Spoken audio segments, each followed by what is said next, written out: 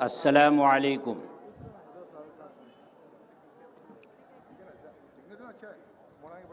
بھائیوں اور بہنوں،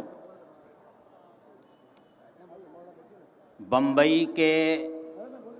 اس تاریخی آزاد میدان نے اب سے پہلے نہ جانے کتنے تاریخی اجتماعات دیکھے ہیں، لیکن ہمیشہ اس تاریخی میدان نے یہ شکایت کی ہے کہ میرا پیٹ نہیں بھرا، لیکن آج انشاءاللہ بمبئی کا یہ تاریخی آزاد میدان اپنی تنگ دامنی کی شکایت کرنے پر مجبور ہوگا۔ عوام کا ایک جم غفیر ہے جو بمبئی کے دوسرے کونوں سے آج اس میدان کی طرف ایک سیلاب کی شکل میں رواں دواں ہے، اور نہ جانے اس طرح کے کتنے بڑے بڑے اجتماعات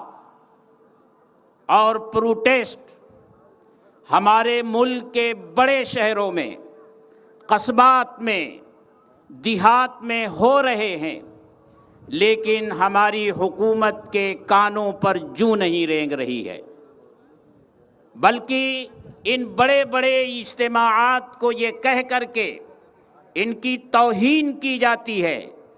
کہ یہ چند ہزار لوگ ہیں جو اس کالے قانون کی مخالفت کر رہے ہیں، جبکہ حقیقت یہ ہے کہ آج ہمارا پورا ملک سراپا احتجاج بنا ہوا ہے، سڑکوں پر ہے، اور ایک مرتبہ پھر ہمارے اس ملک میں وہی منظر نظر آ رہا ہے جو جنگ آزادی کے موقع پر نظر آ رہا تھا کہ ملک کے تمام شہری، تمام باشندے، ہر مذہب اور ہر دھرم کے ماننے والے لوگ شانہ بشانہ کھڑے ہو کر کے انقلاب زندہ باد کا نعرہ لگا رہے تھے۔ آج پھر وہی ہندوستان سڑکوں پر ہے اور انقلاب زندہ باد کے نعرے لگا رہا ہے، کی بنیاد پر اس ملک کو بٹنے نہیں دیں گے۔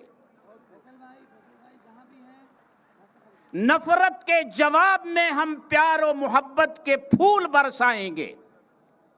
نفرت کی آگ لگے گی ہم پیار کے پانی سے اسے بجھائیں گے۔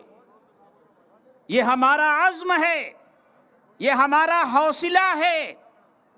حکومت ظلم و ستم جتنا کرنا چاہتی ہے کر لے، ہمارے نوجوانوں کو شہید کرنا چاہتی ہے کر لے، لیکن ہم یہ کہتے جائیں گے نشیمن پر نشیمن اس قدر تعمیر کرتا جا کہ بجلی آپ خود گرتے گرتے بیزار ہو جائے۔ اور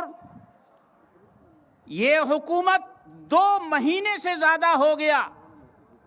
پورا ملک احتجاج کر رہا ہے اس کالے قانون کے خلاف، لیکن یہ پیچھے ہٹنے کو تیار نہیں ہے۔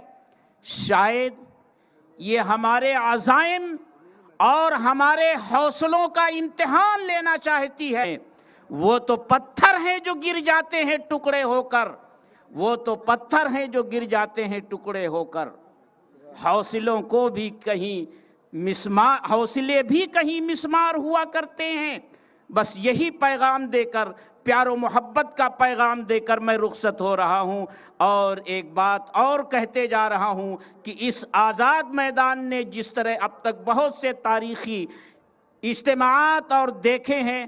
آج دیکھ رہی ہے، انشاءاللہ آنے والے اتوار کو 23 تاریخ کو اسی طرح کا ایک احتجاجی پروگرام اور دیکھی۔ ہے ہند میں انوکھا مرکز تحفظ دین، یہ دین کا ترجمہ ہے مرکز تحفظ دین۔